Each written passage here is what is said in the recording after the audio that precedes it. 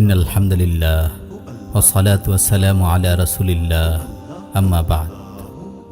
প্রিয় মুসলিম ভাইয়েরা, হাদিস শরীফেও রাসূল সাল্লাল্লাহু আলাইহি ওয়াসাল্লাম আল্লাহকে স্মরণ করার অনেক ফজিলতের কথা বর্ণনা করেছেন।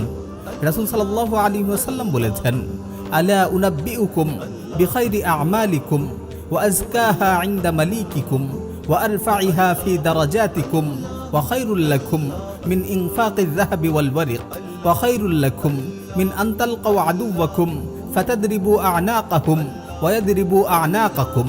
ক্বালু বালা ক্বালা যিকরুল্লাহি তাআলা।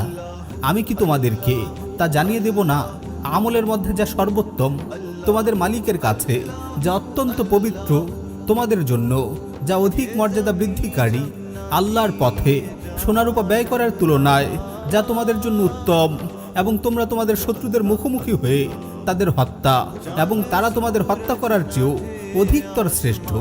সাহাবীগণ বললেন, হ্যাঁ অবশ্যই। তিনি বললেন, তা হলো আল্লাহ তাআলার জিকির।